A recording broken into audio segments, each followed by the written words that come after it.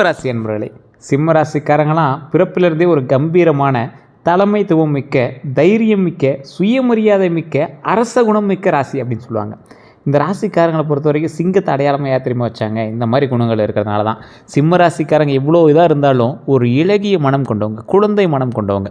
இவங்களை ஈஸியாக நிறைய பேர் ஏமாற்றிடுவாங்க. இவங்க ஏமாத்துறாங்கன்னு தெரிஞ்சு இவங்களுக்கு போய் நல்லது செய்வாங்க. ஏதோ அவங்க மேலே இருக்கிற பாசம், ஏதோ ஒரு க்ரஷ்ஷு, அந்த மாதிரி விஷயத்தினால இவங்க போய் நிறைய செய்வாங்க. இவர்களால் ஏமாற்றப்பட்டவர்கள் அப்படின்னு யாருமே இருக்க மாட்டாங்க. ஆனால் எத்தனை பேரால் ஏமாந்தாங்க அப்படின்னா சிம்மராசிக்காரர் தான் அதிகமாக இருப்பாங்க. துரோகத்தை அதிகமாக அனுபவித்த ராசி, குடும்ப ரீதியான சிக்கல்களை அதிகமாக அனுபவித்த ராசி, நிறைய கடன் சுமைகளை அதிகமாக அனுபவித்து மறுபடியும் அதை மீண்டு சக்ஸஸ்ஃபுல்லாக வாழ்கிற ராசி, சந்தோஷமாக நிம்மதியாக வாழணும் அப்படின்னு ஆசைப்படக்கூடிய ராசி. அதே போல் கடவுள் உருவாக்கி கொடுப்பார் அப்படிங்கிறது தான் ஒரு நிதர்சனமான உண்மை. இந்த ராசிக்காரரை பொறுத்த வரைக்கும் வாழ்நாள் எவ்வளோ கஷ்டப்பட்டாங்க அப்படின்னா ரொம்ப அதிகமாக சொல்லியிருப்பாங்க. எத்தனை நாள் சார் சந்தோஷமாக இருந்தீங்க அப்படின்னா இப்போ தேடி தான் பார்த்துருப்பாங்க. இனி வரக்கூடிய நாட்கள் சந்தோஷத்திற்கான நாட்கள் அப்படிங்கிறத ஞாபகம் வச்சுக்கோங்க. இந்த ராசியை பொறுத்த வரைக்கும் பல தடைகள் வந்தாலும் தலை குனியாமல் இருக்கக்கூடிய குணம் கொண்டவங்களாக இந்த ராசிக்காரங்க இருப்பாங்க. பல நேரங்களில் பிறருக்கு வழிகாட்டியாக இருக்கக்கூடியவங்க இந்த ராசிக்காரங்க தான். சிம்ம ராசிக்காரர்களோட முக்கியமான குணாதிசயத்தை பற்றி நம்ம தெரிஞ்சுக்கணும். சிம்ம ராசியில் பிறந்தவங்க தலைமைத்துவம் திறன் அப்படின்னு சொல்லுவாங்க. 1000 பேர் இருக்கலாம், 1000 பேரில் 100 பேர் கத்திக்கிட்டு இருக்கலாம். ஆனால் அவங்க ஒருங்கிணைத்து தலைமைத்துவமாக இருப்பாங்கள்ல, அது சிம்மராசி தான். நீங்கள் உங்கள் ஒரு கம்பெனியில் வேலை பார்க்குறீங்க, நீங்கள் டிரைவர் போஸ்ட்டில் இருக்கீங்க, வாட்ச்மேன் போஸ்ட்டில் இருக்கீங்க, ஏதோ ஒரு கீழே இருக்கிற போஸ்ட்டில் இருந்தீங்கனாலும் ஒரு வார்த்தை நீங்கள் சொன்னீங்க அப்படின்னா மேலதிகாரி யோசிப்பான், ஆமாண்ணா நீங்கள் கரெக்டாக தானே சொன்னீங்க அப்படிங்கிறமா. அந்த தலைமைத்துவம் உங்களுக்கு இருக்குது அப்படிங்கிறது தான் மெயின். ஐடியாலஜி பர்சன் நீங்கள். ஒரு எக்ஸாம்பிளுக்கு சொல்கிறேன்னே, இப்போ ஒரு பெரிய போஸ்டிங்கில் இருக்கணும்லாம் நீங்கள் அவசியம் இல்லை. சின்ன போஸ்டிங் இருந்தாலும் அந்த துறையை, அந்த கம்பெனியை வழிநடத்துவதற்கு உங்களால் ஒரு பாயிண்ட்டாவது கொடுக்க முடியும் அப்படிங்கிறது தான் உண்மை. இந்த ராசி பொறுத்தவரைக்கும் தைரியம் அதிகம். மற்றவங்களாம் ரிஸ்க் எடுக்கலாமான்னு யோசிப்பான். நீங்கள் ரிஸ்க் எடுத்துகிட்டு அப்புறம் வந்தால் பார்த்துலாண்டான்னு யோசிப்பீங்க. நேர்மையான பேச்சு இருக்கும். ஏன்னா உங்கள்கிட்ட பொய் இருக்காது, பித்தலாட்டம் இருக்காது, மற்றவனை ஏமாத்தணுங்கிற குணம் கிடையாது. அதனால் நேர்மையான பேச்சு இருக்குது. சுயமரியாதை அதிகமாக இருக்கக்கூடிய நபர் நீங்கள். ரொம்ப சுயமரியாதையோடு இருப்பீங்க. என்ன இருந்தாலும் சுயமரியாதை தான் பெருசு அப்படின்னு நினைப்பீங்க. பெரிய மனசு கொண்ட உருவம் நீங்கள். ரொம்ப ஒரு பெரிய மனசாக இருக்கும். பயங்கரமான பார்க்குறதோட பெரிய கம்பீரமாக இருப்பீங்க. ஆனால் மனசு ரொம்ப தங்கம், ரொம்ப பெரிய மனசு உங்களுக்கு. மற்றவங்களுக்கு கொடுத்து இது பண்ணும் அப்படிங்கிற அளவுக்கு ஒரு பெரிய மனசு உங்களுக்கு. உதவக்கூடிய குணம் அதிகம். மற்றவங்களுக்கு உதவுறதுனாலே நீங்கள் உங்களோட பேர் பிரபலமாக இருக்கும். வெற்றிக்காக போராடக்கூடிய மனநிலை உங்களுக்கு உண்டு. இவங்க யாரிடமும் கையேந்தி விரும்ப மாட்டாங்க. யார்கிட்டையும் போய் நிற்கணும்னு ஆசைப்படவே மாட்டாங்க. யார்கிட்டையும் போய் நிற்கிறதும் பிடிக்காது எங்களுக்கு. தங்களுடைய உழைப்பால் முன்னேறணும் அப்படின்னு நினைக்கக்கூடிய ஒரு நபர். தங்களுடைய உழைப்பால் மற்றவங்களுக்கு செய்யணும் அப்படின்னு நினைக்கக்கூடிய ஒரு உத்தமமான நபர். இதுவரை நீங்கள் பட்ட கஷ்டம் கொஞ்சமாக நெஞ்சமா? எத்தனை கஷ்டம்! கடந்த சில ஆண்டுகளில் உழைப்புக்கு ஏற்ற அங்கீகாரம் இல்லாமல், பணத்தடை, தொழிலில் நஷ்டம் பட்டிருப்பீங்க, வேலை அழுத்தம் பட்டிருப்பீங்க, உறவினர் பிரச்சனையை சந்திச்சிருப்பீங்க, நண்பர்களால் ஏமாற்றத்தை செஞ்சுருப்பீங்க, சொத்து தகராறு சந்திச்சிருப்பீங்க, மன உளைச்சலை சந்திச்சிருப்பீங்க. இது போன்ற பல சோதனைகள் இருந்திருக்கும். யாரால் உங்களுக்கு துரோகம் ஏற்பட்டிருக்குன்னு தெரியுமா? நெருங்கிய நண்பர்களால், தொழிலில் கூட்டாளிகளால், பண விஷயத்தில் நம்பியவர்களால், உறவினர்களால். இவங்க மூலமாக மனக்கசப்புகள் ஏற்பட்டிருக்கும். சிம்மராசிக்காரங்க வெளிப்படையாக பேசுவதால் சிலர் அவங்கள தவறாக புரிஞ்சுக்குவாங்க. சிம்மராசி அப்படின்னா ஒரு அற்புதமான ராசி. இந்த சிம்மராசியை பொறுத்த வரைக்கும் தொழில் ரீதியான விஷயங்களும் சரி, மன ரீதியான விஷயங்களும் சரி, கல்வி ரீதியான விஷயங்களும் சரி, எல்லா ரீதியான விஷயங்களுக்குமே போராடி போராடி போராடி போராடி வெறுத்திருப்பீங்க. சார் லைஃப்பில் எதுக்கு தான் சார் போராடுறது அப்படிங்கிற மாதிரிலாம் நீங்கள் ரொம்ப ஒரு மனம் நெகிழ்ந்துலாம் சில நேரம்லாம் இருந்திருப்பீங்க. இந்த ராசிக்காரர்களை பொறுத்த வரைக்கும் தமிழ் புத்தாண்டுலேருந்தே நீங்கள் ஜாதகத்தை செக் பண்ணிட்டே இருந்தீங்க. டிவி போட்டால் டிவியில் ராசி பலன் என்ன சொல்லுவான், குரு பயிற்சி போட்டால் அதில் என்ன சொல்லுவாங்க, யூடியூப்பில் வீடியோ பார்த்தா அதில் என்ன சொல்லுவாங்க அப்படின்னு காத்துட்ருந்தீங்க. எல்லாத்துக்கும் நல்லா தான் சொன்னாங்க. என்ன சொன்னாங்க? புதிய வேலை வாய்ப்பு உண்டாச்சு, தொழிலில் வளர்ச்சி பெருகுது, பொருளாதாரத்தில் முன்னேற்றம் பெருகுது, குடும்பத்தில் சுப நிகழ்ச்சி நடக்குது, மதிப்பு மற்றும் மரியாதை அதிகரிக்குது அப்படின்னாங்க. ஆனால் இதில் 20% தான் உங்களுக்கு நடந்தது. ஏன் தெரியுமா? நிறைய பேருக்கு தெரியாத ஒன்று. யூடியூப்பில் போடுறாங்க அப்படின்னாவே நம்பக்கூடாது அப்படின்னு நிறைய பேர் இருப்பீங்களே, உங்களுக்கு தான் நான் சொல்கிறேன். சார் இது மெயினான ஒரு விஷயம் என்ன பண்ணால், இப்போ நீங்கள் பார்க்குறது ராசி பலன். ஆனால் இப்போ ராசி பலனில் உங்களுக்கு ஒரு 60% தான் பழிக்கும். மீதி இருக்கிறதெல்லாம் பழிக்கணும் அப்படின்னா உங்களோட ஜாதகத்தை தான் செக் பண்ணணும். ஜாதகத்தை செக் பண்ணால் அதில் என்னென்னு இருக்கும், உங்களுடைய பிறந்த நேரம், பிறந்த தேதி, பிறந்த ஊர் இருக்கும். நீங்கள் லோக்கலில் இருக்கிற ஜோதிடர்கிட்ட கொண்டு போய் கொடுங்க. அவங்க ஃபஸ்ட்டு செக் பண்ணி சொல்லிட்டோம், இது வரைக்கும் நடந்ததெல்லாம் சொல்லிட்டோம். அது சரியாக இருந்தது அப்படின்னா அங்கே பாருங்கள்.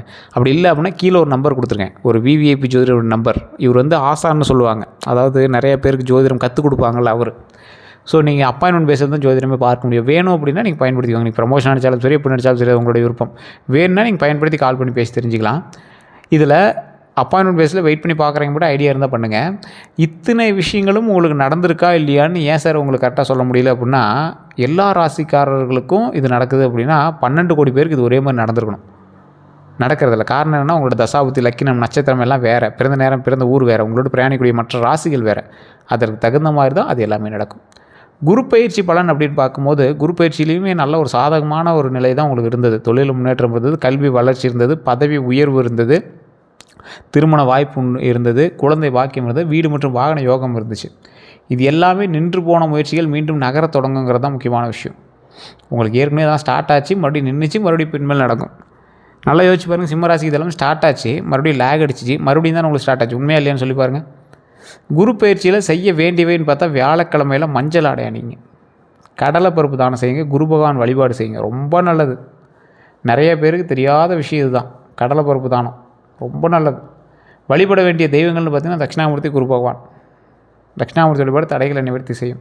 இந்த ராசிக்காரர்கள் பெரும்பாலும் இவர்கள் செய்து கொள்ள வேண்டிய ஒரு முக்கியமான விஷயம் தட்சிணாமூர்த்தி வழிபாடு தான். சிம்ம ராசியில் பிறந்தவங்கள சீண்டி பார்க்குறதுக்கு நிறைய பேர் வருவாங்கம்பாங்க. உங்களை வேணே கோபப்படுத்துறதுக்கும், உங்களை வந்து அலக்களிக்கிறதுக்கும், உங்களை அது இதுன்னு சொல்லி திட்டுறதுக்குமே நிறைய பேர் வருவாங்க. உங்களுக்கு நல்லா யோசிச்சு பாருங்கள். இதுவரை நீங்கள் பட்ட கஷ்டங்களுக்கும் நீங்கள் பட்ட காயங்களுக்கும் காரணம் நீங்கள் கிடையாது. எவனோ ஒருத்தன் பண்ணதுக்கு நீங்கள் மாட்டினது தான். தேவையில்லாத பேச்சுக்களும் தேவையில்லாத வார்த்தைகளுக்கும் நீங்கள் ஆளானது தான். ஸோ செய்யக்கூடாதவேனா கோபத்தில் முடிவு எடுக்காதீங்க. கோபத்தில் எடுத்த முடிவு ஏற்கனவே உங்களை எந்தெல்லாம் வச்சு செஞ்சுச்சின்னு உங்களுக்கு நல்லா ஞாபகம் இருக்குல்ல.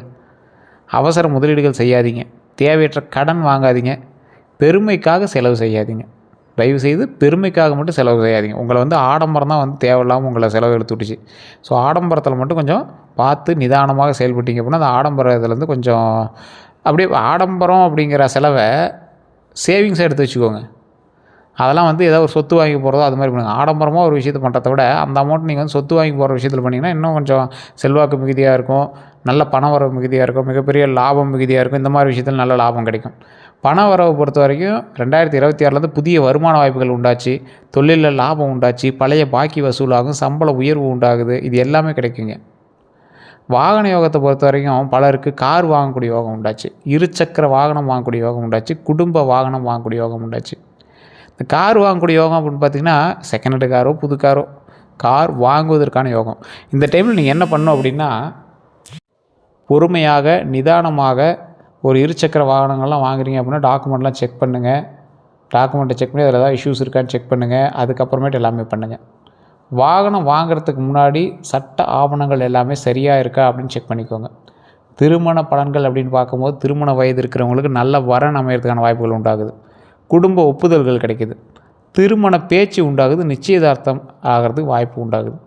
நடக்கிறதுக்கு வாய்ப்புகள் இது எல்லாமே இருந்தாலும் உங்களுடைய தனிப்பட்ட ஜாதகம் தான் நடக்குமா நடக்காதா அப்படிங்கிறது தெளிவாக சொல்லும். அப்போ தனிப்பட்ட ஜாதகமே பார்த்துக்கலாம். சார் எதுக்கு சார் இந்த வீடியோ போட்டு எங்களை டார்ச்சர் பண்ணுறீங்க அப்படின்னு கேட்பீங்க.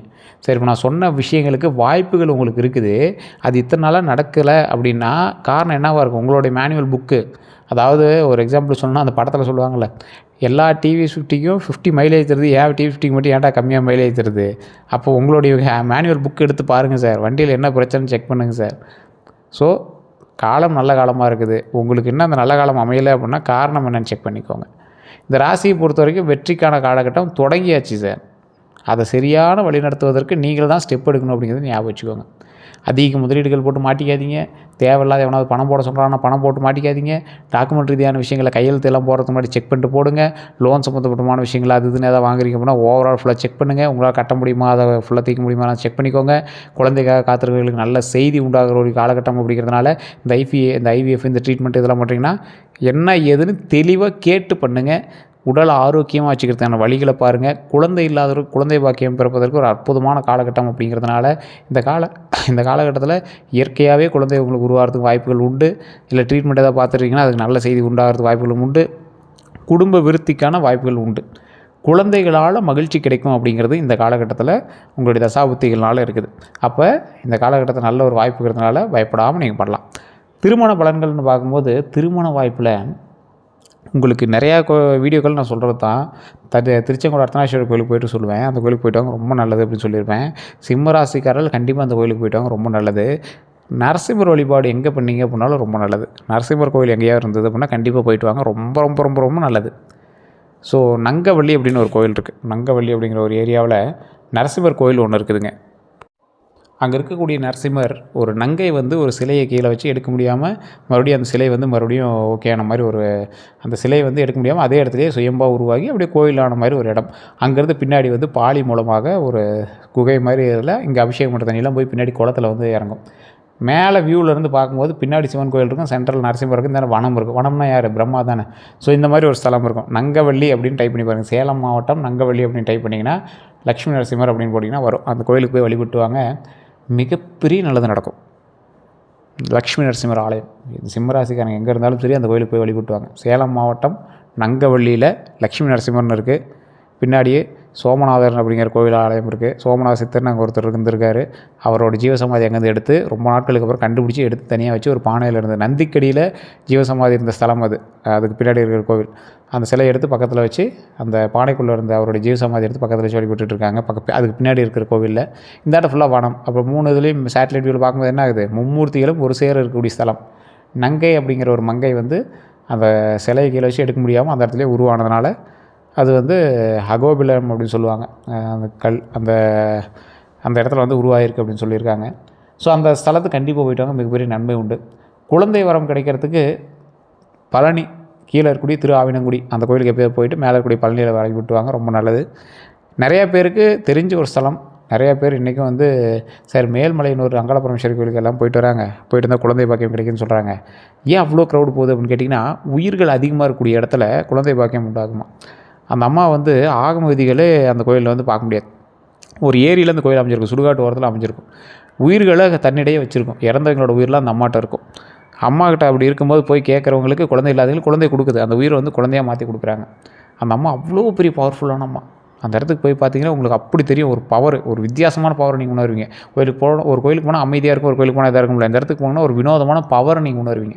ஒரு அற்புதமான ஸ்தலம், அற்புதமான பவர் கொண்ட ஸ்தலம். நன்மையை மட்டுமே செய்யக்கூடியவள் அங்காள பரமேஸ்வரி அம்மன். அவள் அவ்வளோ அருமையாக பார்த்துக்குவாங்க அந்த அம்மா. போய் ஒரு டைம் நீங்கள் போயிட்டு வந்துட்டிங்கன்னா வருஷம் போயிட்டு வருவீங்க. இப்போ கூட நிறைய இடத்துல பிரபலங்கள்லாம் அங்கே போயிட்டதெல்லாம் நீங்கள் பார்த்துருப்பீங்க. அந்த இடத்துக்கு கண்டிப்பாக போயிட்டு வாங்க, ஒரு அற்புதமான ஒரு நன்மை உண்டு. அடுத்த 12 நாட்களை பொறுத்த வரைக்கும் வேலைகளில் கவனமாக இருங்க, செலவு கட்டுப்பாடுங்க, செலவை கண்டிப்பாக கட்டுப்படுத்தி ஆகணும். அடுத்த 4 நாட்களில் நல்ல தகவல் உண்டாகுது, நண்பர்கள் மூலமாக உதவி உண்டாகுது. கடைசி 4 நாட்களில் பணவரவு உண்டாகுது, குடும்ப மகிழ்ச்சி உண்டாகுது, புதிய வாய்ப்புகள் உண்டாகுதுங்க. இது எல்லாமே நன்மைக்கான ஒரு காலகட்டமாக உண்டாகுதுங்க. கந்திஷ்டியை பொறுத்த வரைக்கும் சிம்ம ராசிக்காரர்களுக்கு பொதுவாக மற்றவங்களுடைய கவனத்தை ஈர்க்கக்கூடியவங்களாக இருப்பாங்க. ஆனால் பொறாமை, கந்திஷ்டி இது எல்லாமே இருக்கிறதுனால கொஞ்சம் பொறுமையாக நிதானமாக செயல்படுங்க. எது பண்ணாலும் கோயிலில் போய் ஒரு டைம் வழிபட்டு வாங்க, குலதெய்வ கோயிலுக்கு போயிட்டு வாங்க. உங்கள் மேலே யாராவது கண் வைக்கிறாங்களா இல்லை இது பண்ணுறாங்களா அப்படின்னு தெரிஞ்சுன்னா உங்கள் ஆடம்பரமாக நீங்கள் பண்ணுறதை கொஞ்சம் குறைச்சிக்கோங்க. அந்த அமௌண்ட்டில் சேவிங்ஸ் எடுத்து வைங்க. ஞாயிற்றுக்கிழமை தீபம் வச்சு வழிபடுங்க. வீட்டிலேயே கூட சூரிய நமஸ்காரம் பண்ணுங்க. காலையில் எழுந்திரிச்சோன்னே ஒரு 6 மணி 7 மணிக்கெலாம் சூரிய நமஸ்காரம் பண்ணுங்கள். விநாயகர் வழிபாடு பண்ணுங்கள். விநாயகர் வழிபாடெலாம் உங்களுக்கு மிகப்பெரிய நன்மை தரும். அது போக போக உங்களுக்கு தெரியாது, உடனே தெரியுதான்னு கேட்டால் சொல்ல முடியாது. போக போக உங்களுக்கு விநாயகர் வழிபாடு மூலமாக பல நன்மைகள் நீங்கும், பல நன்மைகள் உண்டாகும், பல தீமைகள் நீங்கும். அதே போல் உங்களுக்கு இருக்கக்கூடிய கந்திஷ்டிகள் நீங்கும். விநாயகர் வழிபாடு மிகப்பெரிய நன்மையை கொடுக்கும். இந்த நன்மையை கொடுத்துச்சு அப்படின்னாவே பல பிரச்சனைகள் தீருது அப்படின்னு அர்த்தம். அதை மட்டும் ஞாபகம் வச்சுக்கோங்க. வணங்க வேண்டிய தெய்வங்கள்னு பார்த்திங்கன்னா சூரிய நாராயணர், பெருமாளினுடைய அவதாரம் அப்படின்னு சொல்லுவாங்க. அதுக்கப்புறம் முருகப்பெருமான், பக்கத்தில் முருக கோயில் இருக்குது சார், சின்ன சிலையை வச்சு கும்பிட்டுருக்காங்க, வழிபட்டுவாங்க. அங்கே தான் உங்களுக்கான தெய்வமே இருக்குது அப்படிங்கிறது ஞாபகம் வச்சுக்கோங்க. விநாயகர் வழிபாடு முன்னாடி சொன்னது தான். ஆஞ்சநேயர் வழிபாடு பயத்தை நீக்கும், பதட்டத்தை நீக்கும், அதுக்கான பவரை கொடுக்கும். அம்பாள் வழிபாடு, பெண் தெய்வம் வழிபாடு வந்து எப்போவுமே உங்களுக்கு வந்து நன்மையை மட்டுமே அள்ளித்தரக்கூடிய ஒரு தெய்வம் அப்படின்னு சொல்லுவாங்க. எந்த நிற ஆடை நல்லது அப்படின்னா அதிர்ஷ்ட நிறங்கள்னால் தங்க நிறம் உங்களுக்கு ரொம்ப நல்லதுங்க. ஆரஞ்சு, சிவப்பு, மஞ்சள்லாம் உங்களுக்கு ரொம்ப நல்லது. இவை எல்லாமே நம்பிக்கை மற்றும் உற்சாகத்தை அதிகப்படுத்தக்கூடிய நிறங்களாக கருதப்பட்டாலும் இது எல்லாம் நீங்கள் எடுத்துக்கிறத பொறுத்து தான் இருக்குது. எந்த மாதிரி நீங்கள் அதை எடுத்துக்கிறீங்க, அது பெருசாக எடுத்துக்கிறீங்களா, இல்லை ஒன்றும் ப்ராப்ளம் இல்லை சார், நாங்களாம் அந்த கலர்லாம் கவனிக்கிறத சார் பண்ணாலும் ஓகே. இல்லை சார் அது போட்டால் நல்லது, ஆனால் அந்த கலர் ட்ரெஸ் எப்படி சார் போட்டு போகிறதுனா ஒரு கர்ச்சீஃபாவது அந்த கலரில் இருந்துச்சு அப்படின்னா உங்களுக்கு நல்லது தான். அந்த மாதிரி ஏதோ ஒரு உடையோ அந்த மாதிரி ஒரு கலர் வந்து உங்கள் கையில் இருந்துச்சுன்னா அது ஒரு அற்புதமான ஒரு விஷயம் அப்படின்னு ஞாபகம் வச்சுக்கோங்க. எந்த விஷயம் தானம் செய்தனாலதுன்னா மஞ்சள் ஆடை இந்த டைமில் உணவு தானம் பண்ணிங்க அப்படின்னா ரொம்ப நல்லது. அன்னதானம் ஒரு 5 பேத்துக்காக பண்ணுங்கள். எந்தாவது கோயிலையோ இல்லாதவங்களுக்கு ஒரு 5 பேர் தானம் பண்ணிங்கன்னா ரொம்ப நல்லதுங்க. மாணவர்களுக்கு புத்தகம் வாங்கி கொடுங்க. முதியோருக்கு உதவி செலுத்துங்க. ஏதோ ஒரு உதவி. இப்போ குளிர்காலம் அடிக்குது, பெட்ஷீட் ஏதோ ஒன்று வாங்கி கொடுங்க. சாப்பிடாமல் இருக்காங்க, ஒரு 2 சாப்பாடு வாங்கி கொடுங்க. 2 பேர் 2 சாப்பாடு வாங்கி கொடுங்க. அதெல்லாம் ரொம்ப நல்லது. அதே போல் ரத்தினம், உங்களுக்கு வந்து பொதுவாகவே ரூபி மாணிக்கம் வந்து ரொம்ப நல்லது. ஆனாலும் ஜாதகத்தோட டைம் செக் பண்ணிட்டு நீங்கள் மாணிக்கம் போட்டிங்க அப்படின்னா இன்னும் ரொம்ப நல்லதுங்க. எந்த கோயிலுக்கு போயிட்டு வரலாம் அப்படின்னா சூரியனார் கோவில் ரொம்ப அற்புதமான ஸ்தலம். பழனி முருகன் ஆலயம், திருச்செந்தூர் முருகன் கோயில், இந்த 2 கோயில் நீங்கள் எப்போ வேணாலும் போயிட்டு வாங்க, ரொம்ப நல்லது. ஸ்ரீரங்கநாதர் கோயில் ரொம்ப உங்களுக்கு வந்து ஒரு அமைதி தேவைப்படுது அப்படின்னா அந்த கோயிலுக்கு கண்டிப்பாக நீங்கள் போயிட்டு இருந்தீங்க அப்படின்னா இனி வரக்கூடிய காலங்கள் நிம்மதியாகவும் சந்தோஷமாகவும் இருப்பதற்கு ஒரு அற்புதமான ஸ்தலம். யார்கிட்ட சார் நீங்கள் எச்சரிக்கையாக இருக்குன்னா அளவுக்கு அதிகமாக புகழ்வர்கிட்ட ரொம்ப எச்சரிக்கையாக இருங்க. அவங்க அப்படியே புகழுவாங்க. டேய் நீ அந்த மாதிரிடா, நீ இந்த மாதிரிடா, வேறு லெவல்டா, நீ ஒரு 5000 பணம் கொடுறா, இப்படி தான் இருக்கும். ஸோ அவங்ககிட்ட மட்டும் எச்சரிக்கையாக இருங்க. பணம் தொடர்பான நெருங்குபவர்கள்ட்ட ரொம்ப எச்சரிக்கையாக இருங்க. பணம் கேட்டு உங்ககிட்ட வரவங்களோ சொந்தக்காரர் தான் திருப்பி கொடுத்துருவான், தயவு செய்து இந்த காலகட்டத்தில் வேண்டாம். பொறாமை கொண்டவர்கள்ட்ட ரொம்ப எச்சரிக்கையாக இருங்க. உங்கள் திட்டங்களை அறிய முயற்சிப்பவர்கள்ட்ட ரொம்ப எச்சரிக்கையாக இருங்க. இவங்ககிட்ட கவனமாக இருக்க வேணும். இவங்ககிட்ட கவனமாக இருக்கணும் அப்படிங்கிறது மைண்டில் ஞாபகம் வச்சுக்கோங்க. அதே மாதிரி செய்வன பழிக்குமானா பலர் கேட்கக்கூடிய கேள்வி இதுதான். உங்களுக்கு எண்ணம், உழைப்பு, நேர்மை, இறை நம்பிக்கை இது எல்லாமே இருக்குது. நல்ல பலனை தரக்கூடிய ஒரு விஷயமாக இருந்தாலும் பலர்கிட்ட நீங்கள் வந்து தீங்கு விளைக்கக்கூடிய செயல்களை தவிர்ப்பதே நல்லது அப்படிங்கிறது ஞாபகம் வச்சுக்கோங்க. சிம்ம ராசிக்காரர்களுக்கு மறைந்திருக்கக்கூடிய திறமைகள் எக்கச்சக்கம். தலைமை ஏற்கக்கூடிய திறன் இருக்குது, கூட்டத்தை வழி நடத்தக்கூடிய ஆற்றல் இருக்குது, பேச்சால் கவரக்கூடிய திறன் இருக்குது, கடின சூழ்நிலையிலும் தைரியம் இருக்குது, மற்றவங்ககிட்ட ஊக்கமளிக்கக்கூடிய குணம் உண்டு, வாழ்க்கையில் பின்னர் பெரிய முன்னேற்றம் காணக்கூடிய வாய்ப்பு உண்டு. இது எல்லாமே 2026 கவனிக்க வேண்டிய விஷயம் அப்படிங்கிற மாதிரி சொல்கிறது. இதில் 2026 முடிய போகுது சார், இன்னும் ஒரு 2-3 மாதம் தான் இருக்குது அப்படின்னு கேட்டாலும் இந்த காலகட்டத்தில் கோபத்தை கட்டுப்படுத்துங்க, உடல் நலத்தை கவனிங்க, சேமிப்பு பழக்கத்தை வளர்த்துக்காங்க. யாரையும் முழுசாக நம்பாதீங்க. நம்புறதுக்கு முன்னாடி சிந்திச்சிக்கோங்க. குடும்பத்தினருடன் நேரத்தை செலவிடுங்க. மற்றபடி எல்லாமே அற்புதமாக இருக்குது. இந்த காலகட்டம் ஒரு அற்புதமான காலகட்டம். இதுவரை நம்ம சேனலை சப்ஸ்கிரைப் பண்ண வந்தால் சப்ஸ்கிரைப் பண்ணிக்கோங்க. வேறு ஏதாவது கருத்துக்கள் இருந்தால் மறக்காம கமெண்ட் செக்ஷனில் பதிவிடுங்க. அதே போல் உங்களோட நண்பர்களுக்கு இந்த வீடியோ பகிருங்க. இதுவரை நம்ம சேனலை ஃபாலோ பண்ணிட்டு சப்ஸ்கிரைப் பண்ணிட்டு பக்கத்தில் பெல் பட்டன் ப்ரெஸ் பண்ணி அதில் ஆல் அப்படின்னு கிளிக் பண்ணிக்கோங்க. எல்லாரும் நன்றி நண்பர்களே.